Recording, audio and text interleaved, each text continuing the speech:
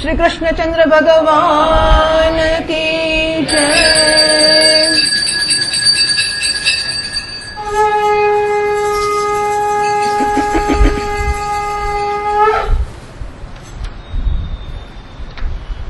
अथ षोडशोऽध्यायः।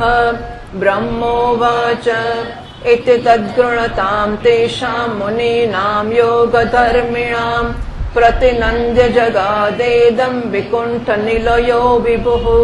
श्रीभगवानुवाच एतौ तौ पार्षदौ मह्यम् जयो विजय एव च कदर्थीकृत्य माम् यद्वो बह्वक्रातामतिक्रमम् यस्त्वेतयोर्धृतो दण्डो भवद्भिर्नामनुव्रतैः स एवानुमतोऽस्माभिर्मुनयो देवहेलनात् तद्वः प्रसादयाम्यद्य ब्रह्मदैवम् परम् हि मे तद्धीत्यात्मकृतम् मन्ये यत्स्वपुम्भिरसत्कृताः यन्नामानि च गृह्णाति लोको भृत्ये कृतागसि सोऽसाधुवादस्तत्कीर्तिम् हन्ति त्वचमिवामयः यस्यामृतामलयशश्रवणावगाहः पुनाति जगदाश्वपचाद्विकुण्ठः सोऽहम्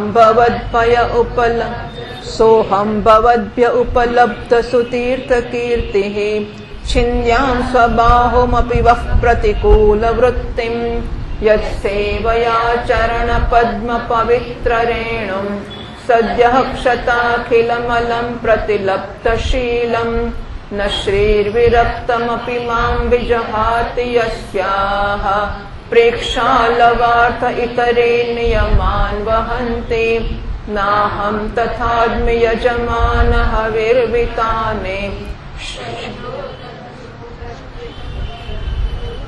वित्तानेषु शिवै वित्ताने सप्तमेश श्च्योतघृतप्लुतमदन्हुतबुङ्मखेन यद्ब्राह्मणस्य मुखतश्चरतोऽनुघासम् तुष्टस्य मय्यवहितैर्निज कर्मपाकैः येषाम् बिभर्म्यहमखण्डविकुण्ठयोग माया विभूतिरमलाङ्गिरजः किरीटैः विप्रांस्तु को न विषहेतयदर्हणाम्बः सद्यः पुनाति सह चन्द्रललामलोकान् ये मे तनोर्द्विजवरान्दुहतीर्मदीया भूतान्यलब्धशरणानि च भेदबुद्ध्या द्रक्ष्यन्त्यघक्षतदृशो ह्यहि मन्यवस्तान् गृध्रारुषा मम कुशन्त्यतिदण्डनेतुः ये ब्राह्मणान् मयि धिया क्षिपतोर्चयन्तः तुष्यद्रुदस्मितसुधोक्षितपद्मवक्त्राः वाण्यानुरागकलयात्मजवद्गृणन्तः दयन्त्यहमिवाहमुपाहृतस्तैः तन्मे स्वभर्तुरवसायमलक्ष्यमाणौ युष्मद्व्यतिक्रमगतिम् प्रतिपद्य सद्यः भूयो ममान्तिकमिताम् तदनुग्रहो मे यत्कल्पतामचिरतो व्रतयोर्विवासः। શ્રી બ્રહ્માજી કહે છે, હે દેવગણ, જયારે યોગનિષ્ઠ સનકાદી મુનિઓએ આ પ્રકારે સ્તુતિ કરી ત્યારે વૈકુંઠ નિવાસ શ્રી હરિએ એમની પ્રશંસા કરતા આ પ્રકારે કહ્યું. શ્રી ભગવાન કહે છે, મુનિગણ, આ જય વિજય છે ને એ મારા પાર્ષદ છે. એમણે મારી જરા પણ પરવા ન કરી અને આપનો મહાન અપરાધ કર્યો છે. આપ લોકો પણ મારા અનુગત ભક્ત છો. આથી આ પ્રકારે મારી જ અવજ્ઞા કરવાને કારણે આપે એમને જે દંડ આપ્યો છે એટલે ભક્તનો અપરાધ છે, ભગવાનનો પોતાનો જ અપરાધ છે. એ આગળ અમરીશ વગેરે રાજાઓમાં પણ આવશે કથાઓ કે ભક્તનો અપરાધ કરવો, સેવકનો અપરાધ કરવો એટલે સ્વામીનો જ અપરાધ સમજી લેવો જોઈએ. તો આથી એમણે મારી જ અવજ્ઞા કરી છે અને માટે આપે જે દંડ આપ્યો છે એ મને પણ અભિમત છે. બ્રાહ્મણ મારા પરમ આરાધ્ય છે. મારા અનુચરો દ્વારા આપ લોકોનો જે તિરસ્કાર થયો છે એને હું મારો જ કરેલો માનું છું. મહેમાન ઘરમાં આવ્યા હોય ને દીકરો એમનો અનાદર કરે તો મા બાપે જ કર્યો કહેવાય. એમ ભક્તોનો અનાદર કરવો, ભક્ત સેવક જો કોઈનો ગુનો કરે તે સ્વામીની જવાબદારી નીકળે છે. આથી હું આપ લોકો પાસેથી આપની પ્રસન્નતાની ભિક્ષા માંગુ છું. સેવકોનો અપરાધ કરવાથી સંસારીના સ્વામીનું જ નામ લેશે કે પેલાનું ન કરશે. એટલે સેવક જો ગુનો કરે તો સ્વામીનું જ નામ આવતું હોય છે. એ અપયશ એની કીર્તિને એ પ્રકારે દૂષિત કરી દે છે જેવી રીતે ત્વચાને ચર્મ રોગ દૂષિત કરે છે. મારી નિર્મળ સુયશ સુધામાં ડૂબકી લગાવનારામાં ચંડાળ સુધીનું આખું જગત તરત પવિત્ર થઈ જાય છે. આથી હું વિકુંઠ કહેવડાવું છું. પરંતુ આ પવિત્ર કીર્તિ મને આપ લોકોથી જ પ્રાપ્ત થઈ છે. આથી જ જે કોઈ આપની વિરુદ્ધ આચરણ કરશે એ મારી ભુજા પણ કેમ ના હોય, હું એને તરત કાપી નાખીશ. મારો હાથ પણ હોય, જે બ્રાહ્મણનો ગુનો કરશે તો મારા હાથને પણ હું કાપી નાખીશ. તો જય વિજય તો વસ્તુ જ છે. એટલે બ્રાહ્મણનો અનાદર તો કોઈ કરી જ ના શકાય. એટલે ભૂસુર અને મહીસુર અને રામાયણમાં પણ આ વસ્તુઓ વારંવાર કહેવામાં આવી કે બ્રાહ્મણોનો આદર થાય. આપ લોકોની સેવા કરવાથી જ મારા ચરણ રચના આવી પવિત્રતા પ્રાપ્ત થઈ છે, જે બધા પાપોને તત્કાળ નષ્ટ કરી દે છે. અને મને આવો સુંદર સ્વભાવ મળ્યો છે કે હું ઉદાસીન છું, છતાં પણ લક્ષ્મીજી મને એક ક્ષણ માટે પણ છોડતા નથી. જો કે એમના લેશ માત્ર કૃપા કટાક્ષને માટે અન્ય બ્રહ્મા વગેરે દેવતાઓ વિવિધ પ્રકારના નિયમોનું અને વ્રતોનું પાલન કરે છે. હું ઉદાસીન છું એટલે કે લક્ષ્મીજીને હું જરાય એન્કરેજ કરતો નથી, પ્રોત્સાહિત કરતો નથી. એમ એવું હોવા છતાં પણ લક્ષ્મીજી મને છોડતા નથી. એને કારણે આપ લોકો મારી ઉપાસના કરો છો એટલા માટે. એ જે છે તે બધું આપની કૃપા છે. જે પોતાના સંપૂર્ણ કર્મફળો મને અર્પણ કરીને હંમેશા સંતુષ્ટ રહે છે એ નિષ્કામ બ્રાહ્મણ કોળીએ તૃપ્ત થનારા ઘીથી તર અનેક પ્રકારના પકવાનોનું જ્યારે ભોજન કરે છે ત્યારે એમના મુખમાં હું જેવો તૃપ્ત થાઉં છું એવો યજ્ઞમાં અગ્નિરૂપ મુખથી યજમાનની આપેલી આહુતિઓને ગ્રહણ કરીને પણ થતો નથી. એટલે ઘીની બનાવેલી સરસ મજાની મીઠાઈઓ બ્રાહ્મણોને જમાડો. એમના મુખમાં બ્રાહ્મણ ભગવાનનું મુખ છે, એટલે એમાં ભગવાન બેસીને જે તૃપ્ત થાય છે એવા તૃપ્ત યજ્ઞમાં આહુતિ આપ્યો તોય થતા નથી. એ બ્રાહ્મણોને કારણ કે એ બ્રાહ્મણો કમાતા નહોતા. એમનું કર્મ આ યજ્ઞ યાગાદી આ વસ્તુઓ જ હતી. અને એટલે પેલું ઋત્વિક કર્મ શું છે, કર્મકાંડ વગેરે. અને એ પ્રકારે જયારે જીવતા હોય ત્યારે પછી પેલું એમને સડેલું ખવડાવે અને એવું બધું હોય ને, એટલે બ્રાહ્મણોનો આદર કરવાની વાત. યોગ માયાના અખંડ અને અસીમ ઐશ્વર્ય મને અધીન છે, તથા મારી ચરણોદક રૂપિણી ગંગાજી ચંદ્રમાને મસ્તક પર ધારણ કરનારા ભગવાન શંકરના સહિત સમસ્ત લોકોને એ પવિત્ર કરે છે. આવો પરમ પવિત્ર અને પરમેશ્વર હોઈને પણ હું જેમની પવિત્ર ચરણ રજને મારા મુગટ પર ધારણ કરું છું એ બ્રાહ્મણોના કર્મને કોણ સહન નહીં કરે. બ્રાહ્મણ, દૂધ આપનારી ગાયો અને અનાથ પ્રાણીઓ એ મારા શરીર છે. પાપો દ્વારા વિવેક દૃષ્ટિ નષ્ટ થઈ જવાને કારણે જે લોકો મને એમનાથી ભિન્ન સમજે છે એમને મારા દ્વારા નિયુક્ત યમરાજના ગીધ જેવા દૂતો, જે સાપના જેવા ક્રોધી છે, અત્યંત ક્રોધિત થઈને પોતાની ચાંચોથી ચૂંથે છે. બ્રાહ્મણ તિરસ્કારપૂર્વક કટુ ભાષણ પણ કરે તો પણ જે એનામાં મારી ભાવના કરીને પ્રસન્ન ચિત્તથી તથા અમૃતભર્યા સ્મિતથી યુક્ત મુખ કમળથી એમનો આદર કરે છે. વાહ,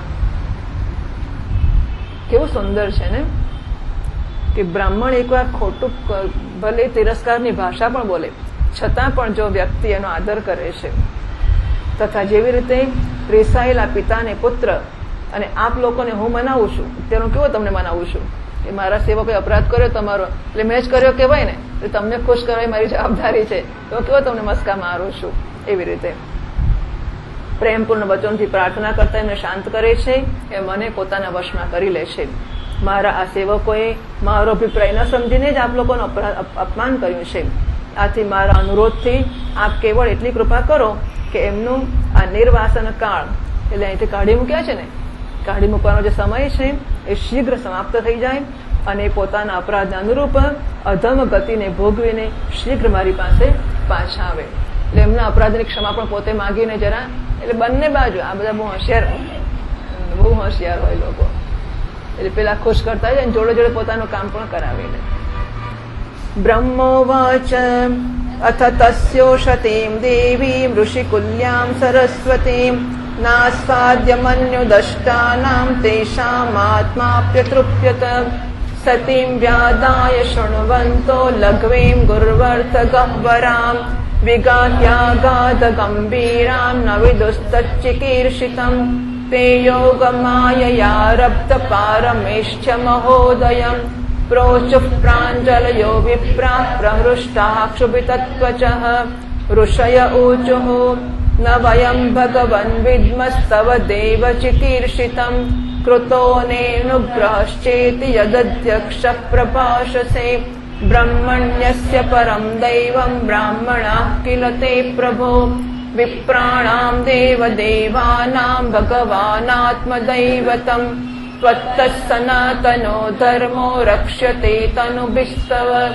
धर्मस्य परमो गुह्यो निर्विकारो भवान्मतः तरन्ति ह्यञ्जसा मृत्युम् निवृत्ता यदनुग्रहात् योगिनः स भवान् किं स्विदनुगृह्येत त्यत्परैः यं वै विभूतिरुपयात्यनुवेलमन्यैः अर्थार्थिभिस्वशिरसा धृतपादरेणुः धन्यार्पिताङ्घ्रितुलसीन वदामधाम्नः मधुव्रतपतेरिव कामयानाम् यस्ताम् विविक्तचरितैरनुवर्तमानाम् नात्याद्रियत्परमभागवत प्रसङ्गः सत्त्वम् द्विजानुपथ पुण्यरजः पुनीतः श्रीवत्सलक्ष्म किमगा भगभाजनस्त्वम् धर्मस्य ते भगवतस्त्रियुगत्रिभिस्वैः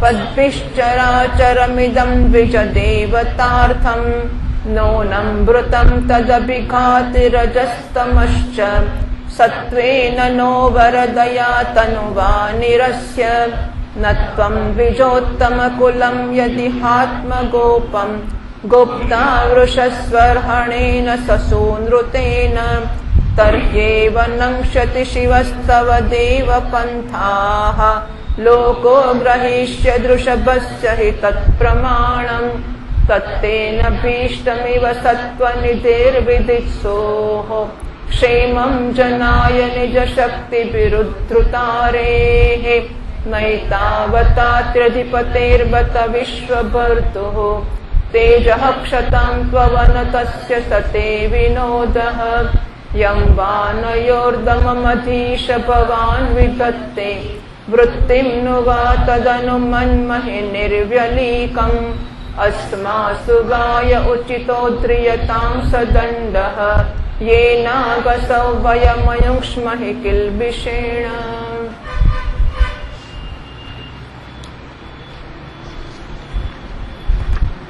શ્રી બ્રહ્માજી બોલ્યા પછી ક્યાંથી વાંચવાનું છે? શ્રી બ્રહ્માજી કહે છે સનકાદિ મુનિ ક્રોધરૂપ સર્પથી ડંસાયેલા હતા તો પણ એમનું ચિત્ત અંતઃકરણને પ્રકાશિત કરનારી ભગવાનની મંત્રમય સુમધુર વાણી સાંભળતા સાંભળતા તૃપ્ત ના થયા. ભગવાન યુક્તિ બહુ મનોહર અને ઓછા અક્ષરોવાળી હતી, પરંતુ તે એટલી અર્થપૂર્ણ, સારયુક્ત, દુર્વિઘ્ને અને ગંભીર હતી કે બહુ ધ્યાન દઈને સાંભળતા અને વિચાર કરતા પણ તે ન જાણી શક્યા કે ભગવાન શું કરવા ઈચ્છે છે. ભગવાનની અદભુત ઉદારતાને જોઈને એ બહુ આનંદિત થયા અને એમનું અંગ અંગ પુલકિત થઈ ગયું. પછી યોગમાયાના પ્રભાવથી પોતાના પરમ ઐશ્વર્યનો પ્રભાવ પ્રકટ કરનારા પ્રભુને હાથ જોડીને એ કહેવા લાગ્યા. મુનિઓએ કહ્યું, હે સ્વપ્રકાશ ભગવાન, આપ સર્વેશ્વર હોઈને પણ જે આ કહી રહ્યા છો કે આપે મારા પર અનુગ્રહ કર્યો છે, એ તો એનાથી આપનો શું અભિપ્રાય છે અમે સમજી શકતા નથી. પ્રભુ, આપ બ્રાહ્મણના પરમ હિતકારી છો.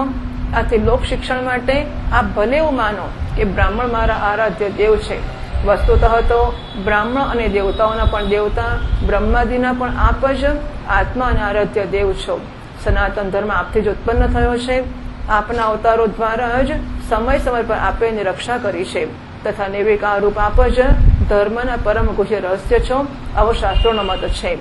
આપણી કૃપાથી નિવૃત્તિપરાયણ યોગીજનો સહજમાં જ મૃત્યુરૂપ સંસાર સાગરથી પાર થઈ જાય છે. પછી ભલા બીજા કોઈ આપના ઉપર શી કૃપા કરી શકતા હતા? ભગવાન બીજા અર્થાર્થી મનુષ્યો જેમની ચરણરજને સર્વદા પોતાના મસ્તક ઉપર ધારણ કરે છે, એ લક્ષ્મીજી નિરંતર આપની સેવામાં લાગી રહ્યા છે તો એવું જણાય છે કે ભાગ્યવાન ભક્તજનો આપના ચરણો પર જે નૂતન તુલસીની માળાઓ અર્પણ કરે છે, એમના પર ગુંજારો કરતા ભમરાઓ સમાન એ પણ આપના ચરણ કમળોને જ પોતાનું નિવાસ સ્થાન બનાવવા ઈચ્છે છે. પરંતુ પોતાના પવિત્ર ચરિત્રોથી નિરંતર સેવામાં તત્પર રહેનારા એ લક્ષ્મીજીનો પણ આપ વિશેષ આદર નથી કરતા. આપ તો આપના ભક્તોને જ વિશેષ પ્રેમ કરો છો. આપ સ્વયં સંપૂર્ણ ભજનીય ગુણોના આશ્રય છો. શું જ્યાં ત્યાં વિચારતા બ્રાહ્મણોના ચરણમાં લાગેલી પવિત્ર થયેલી માર્ગની ધૂળ અને શ્રીવસ્ત્રનું ચિહ્ન આપને પવિત્ર કરી શકે છે? શું એનાથી આપની શોભા વધી શકે છે? ભગવાન, આપ સાક્ષાત ધર્મ સ્વરૂપ છો.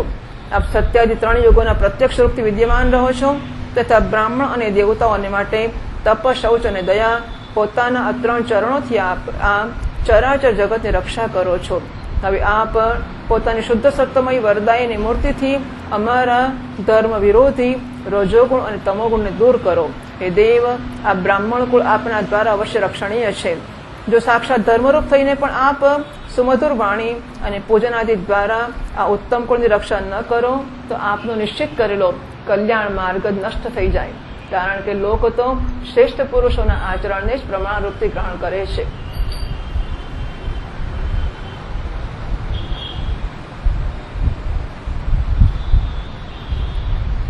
23મા શ્લોકમાં છે. હા, લોકો અગ્રહિષ્યત ઋષભસ્ય તત્ પ્રમાણમ.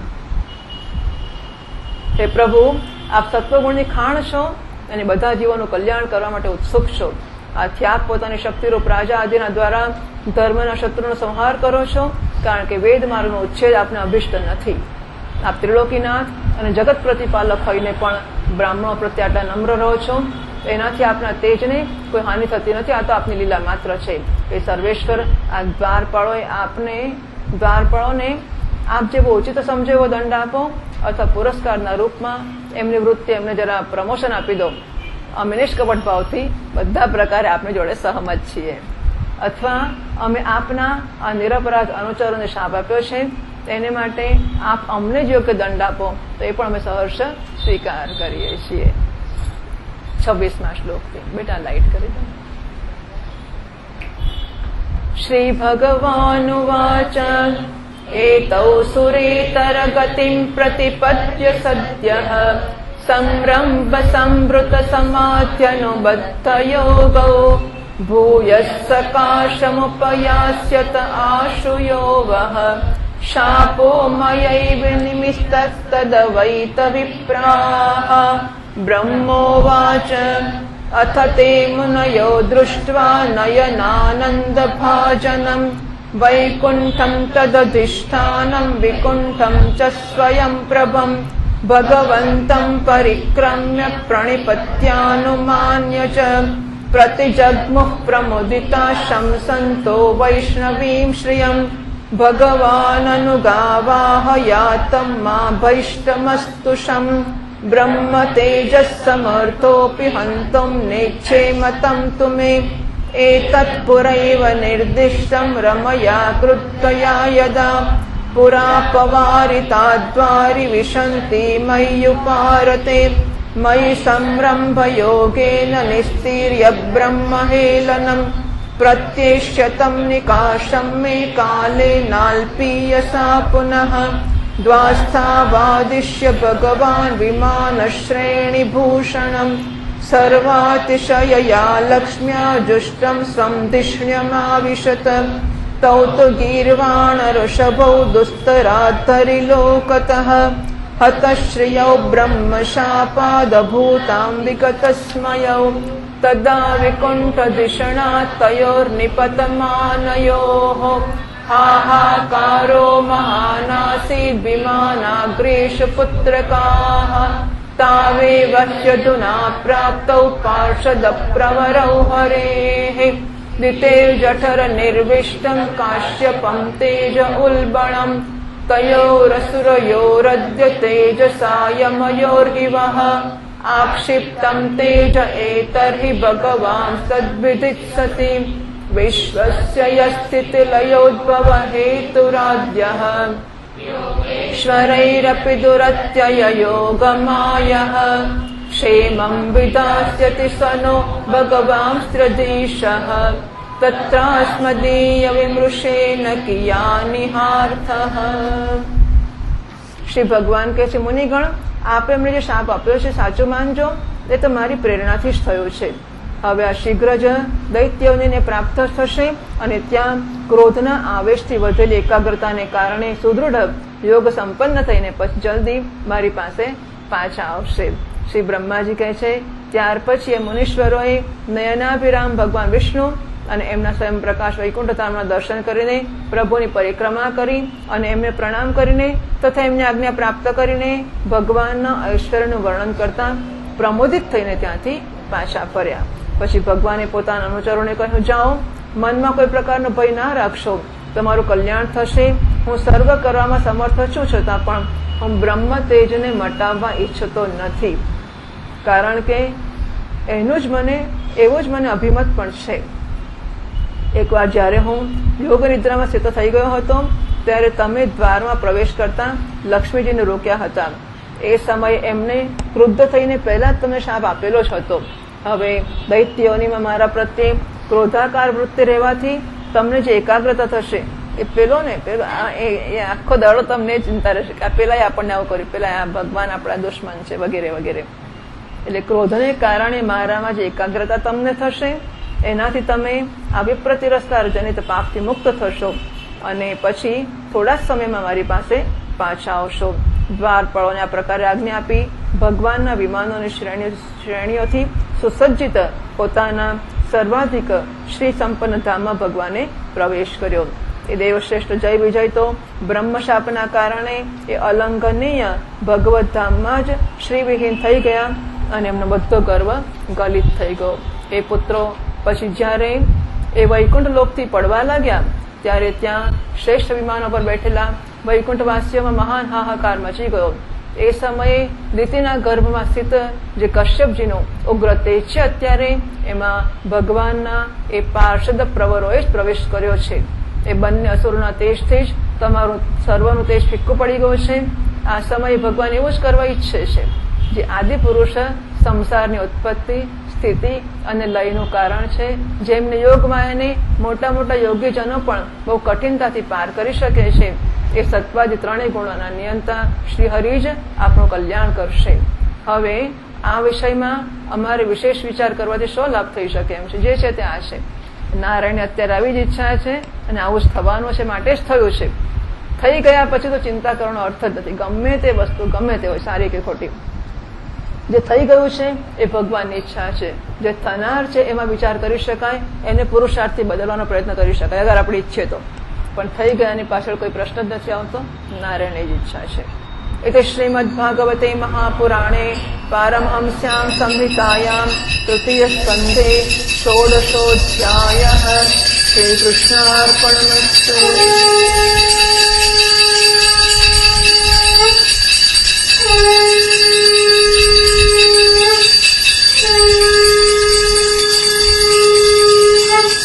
શ્રી કૃષ્ણચંદ્ર ભગવાન કી રણ છોડ દ્વારિકાધીશ શ્રી ગોવર્ધનનાથ કી જય. શ્રી વરાહ ભગવાન કી જય. શ્રીમદ ભાગવત ભગવાન કી જય. શ્યામ સુંદર શ્રી યમુને મહારાણી કી જય. શ્રી સદ્ગુરુનાથ મહારાજ કી જય. નમઃ પાર્વતી પતયે. હર હર મહાદેવ.